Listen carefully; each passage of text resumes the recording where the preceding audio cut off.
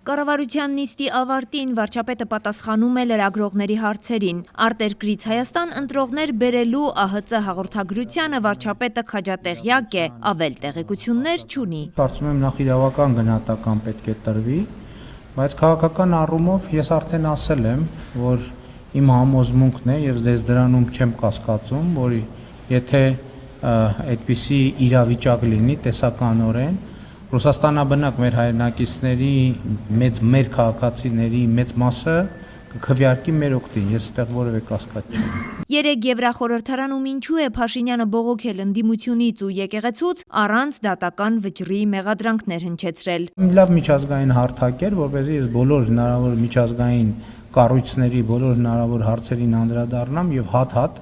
չանդրադառնամ։ Ադրբեջանի կողմից նոր դիրքային բարելավումների Հայաստանի Հանրապետության ինքնիշխան տարածք ներխուժելու մասին միասնության թևեր նախաձեռնության ղեկավարի հայտարարությունների վերաբերյալ լրացուցիչ մեկնաբանություն չունի։ Հղում է կատարում Պաշտպանության նախարարության հայտարարությանը։ Կա հստակ քարտեզ, կա հստակ գիծ դե յուրե նշանակություն ունեցող, ինչ ցույց է տալիս, որ այդ պնդումները չեն համապատասխանում իրականությանը։ Հիմա գիտեք, ձեր հարցի մեջ մի հատ այսպեսի շեշտել կա ոչ միայն ձեր հարցի մեջ, ասում եք խաղաղությունը, շատ լավ խաղաղություն չի կարող, պատերազմ կա, ես տեղյակ չեմ, կամ բան կա, ինչ որտեղ կոնֆլիկտ կա, էսկալացիա կա, կարող է զոհեր կամ վիրավորներ կա, ինչ չեք ասում, ուղղակի խնայում եք ինձ։ Անհետ կորածների ծնողների հետ հանդիպումներից չի խուսափում, միայն թե անհրաժեշտություն չի տեսնում։ Տասնյակ անգամներով եմ հանդիպել, տասնյակ անգամներով, տարբեր խմբերի հետ։ Եվ իմ փորձը ցույց է տալիս, պետք է հասկանանք այդ հանդիպման արդյունքում ինչ խնդիր ենք լուծում, ինչ խնդիր ենք ուզում լուծել։ Մենք կան մարմիններ, եթե ես տեսնեմ, որ այդ մարմինների հետ շփումները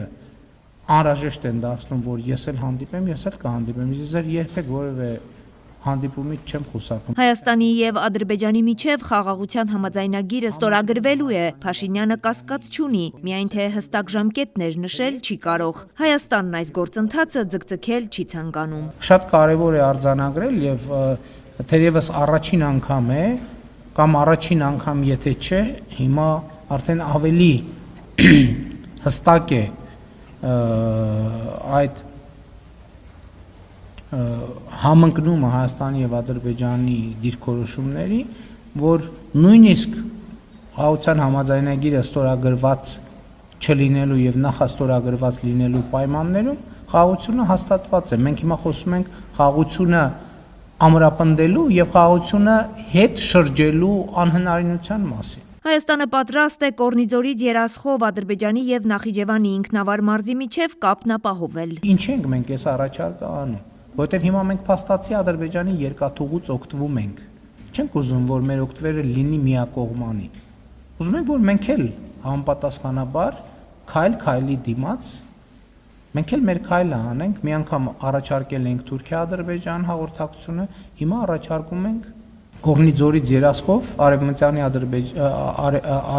արևմտյան շրջանների եւ Նախճեվանի ինքնավար հանրապետության միջև եւ հակառակողությամբ կապը ապահովել։ Իշխող ուժը խաղաղություն է ցանկանում, ընդդիմությունն ու եկեղեցին պատերազմ։ Փաշինյանի հայտնի համոզմունքը հենց իր մեկնաբանությամբ։ Թե ինչ եմ ասում, որ օրինակ եկեղեցին ստանձնել է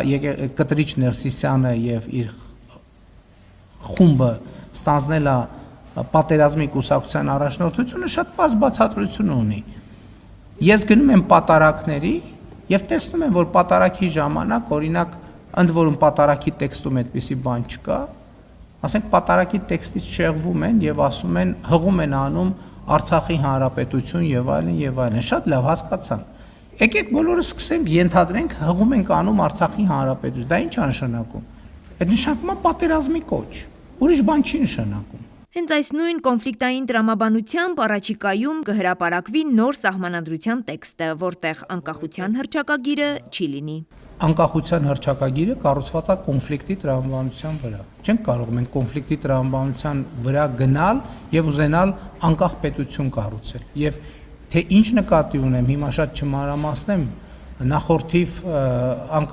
անկախության հռչակագրի օրվա նվիրված իմ ուղերձներում ես իմ դիրքորոշում մանրամասն արտահայտել է։ Նմանատիպ կոնֆլիկտային թեմաների արծարծումն էլ հիմք է հանդիսացել Ցեղասպանության թանգարան ինստիտուտի տնօրենի պարտադրված հրաժարականի համար։ Երբ որ երկրի վարչապետը ասում է, որ Ղարաբաղյան շարժում չկա, օտարերկրյա հյուրին Արցախյան հիմնահարց թեմայով գիրք նվիրել ինչ է նշանակում։ Այս երկրում քանի հոգի կարա արտաքին քաղաքականություն վարի։ Ինչի լուծարում։ Ով է ասել ձեզ, ինչ կապ ունի մեկը մյուսի հետ։ Հայաստանի Հանրապետությունում արտաքին քաղաքականություն վարում է Հայաստանի Հանրապետության